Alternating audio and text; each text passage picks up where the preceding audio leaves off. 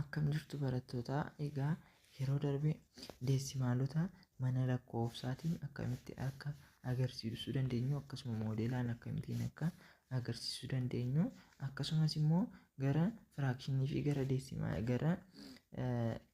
deessimaaliitti akkamittiin akka jijjiiruu dandeenyu ilaalleerra. Har'a immoo maal ilaallaa? Deessimaalota kana sarara lakkoofsaa irratti agarsiisuu kan jedhu waliin ilaalla jechuudha. Fakkeenya lamarraa yoo eegallu lakkoofsa 0.5 sarara lakkoofsaa irratti agarsiisi jedha. 0.5 kana sarara lakkoofsaa irratti agarsiisuun dura 0.5 eessatti argamti kan jedhu haa ilaallu. 0.5 eessatti argamti jennee yoo ilaallu walakkaa tokkodha miti. 0.5 jechuun walakkaa tokkodha. Kanaafiyyuu walakkaa tokko kana immoo akkamiin sarara lakkoofsaa irratti agarsiisuu dandeenya yoo jennu, walakkaa tokkodha jechuun 0 fi 1 gidduutti argama jechuudha. 0 fi 1 gidduutti argama.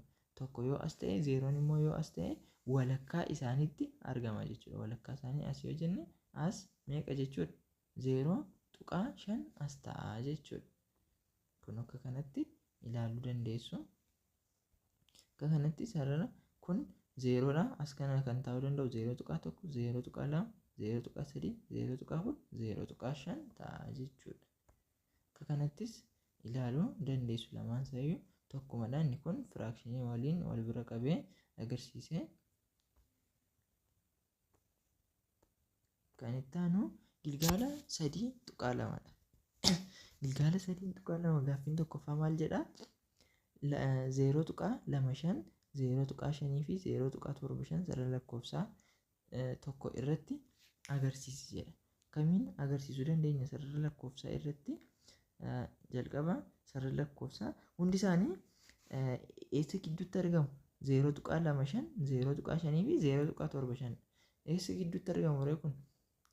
Tokkoo fi 0 gidduutti argamu jechuudha. Kanaafiyyuu sarara lakkoofsaa keenya jalqaba kaasnaa. Sarara lakkoofsaa akkasiin erga kaasneen booda maal goonaa? 0n asdha yoo jenne 0 asitti barreeffannee, tokko immoo asdha haa jennu, asitti tokko barreessinaa jechuudha. 0.5 immoo akka jalqaba ilaalle eessatti argamti jechuudha? Walakkaa isaaniidha. As kun fakkeenyaaf as kun 0.1dha. As 0.2, as 0.3, 0.4, 0.5 xiqqoo wal caalchiseera. Irra deebinee walitti buufnee hojjennaa. 0.1, 0.2, 0.3, 0.4, 0.5, 0.6, 0.7, 0.8, 0.9. Akka kanatti tokkodha kuni. Akka kanatti erga hojjenneen booda walakkaa kanatti kan argamu meeqadha jechuudha? 0.5dha jechuudha. 0.25 immoo yoo ilaallu 0.25 jechuun walakkaa 0.5dha. Kana jechuun 0 fi 0.5 gidduutti argama jechuudha. Gidduu isaaniitti argama. Kana jechuun as 0.1 jenneerra, as 0.2dha. As immoo 0.3dha. 0.25 immoo 0.2 fi 0.3 gidduutti argama. 0.2 fi 0.3 gidduu immoo as kana haa jennu. As kun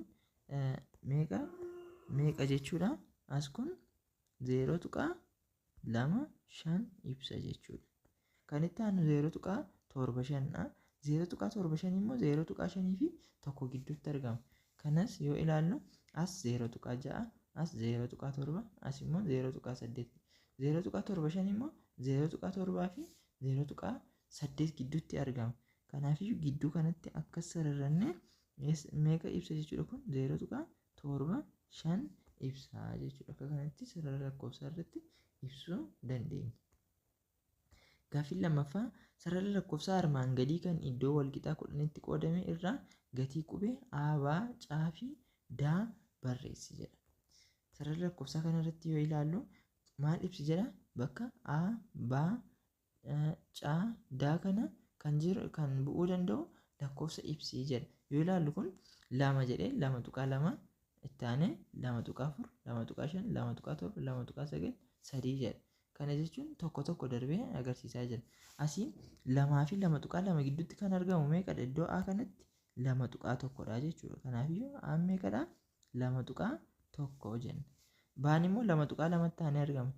2.2 fi 2.4 gidduu kan argamu immoo meeqadha? 2.3 jechuudha. Caa jedha taanee 2.5 taanee 2.5 kanaan meeqadha?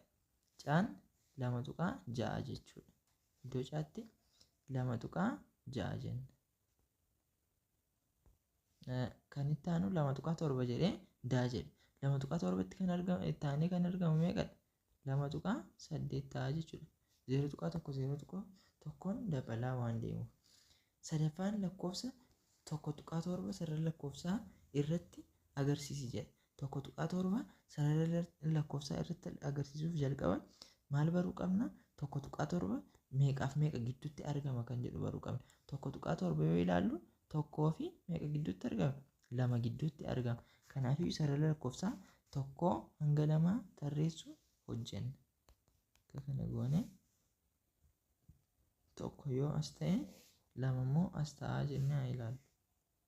As 0.1 dhiifama 1.1 1.2 1.3 1.4 1.5 1.6 1.7 1.8 1.9 akka kanaan ibsinaa jechuudha. Kana yoo ilaallu irra deebinee lakkoofnu hanga iddoo 1.7tti 1.1 1.2 1.3 1.4 1.5 1.6 1.7 kanaafii 1.7 asitti argamaa jechuudha. 1.7 asitti waan argamuuf asitti 1.7 jenna. Akka kanatti sarara lakkoofsaa irratti agarsiisuu dandeenya. Kan itti aanu maal jedha? 3.3 deesimaalota ida'uu fi hir'isuu jedha. Kana kutaa itti aanu irratti bal'inaan kan waliin ilaallu deesimaalota akkamiin ida'uu fi akkamiin hir'isuu akka dandeenyu karaa salphaa kan waliin ilaallu ta'a. Agasitti viidiyoo kana hiriyoota keessaniif qooduun yoo isinitti tole immoo laayik gochuun akka nu eegdan viidiyoon itti aanu immoo akka dafee isiniif gadhiifamuuf saabskiraayib gochuun hin dagatinaa. Galatooma.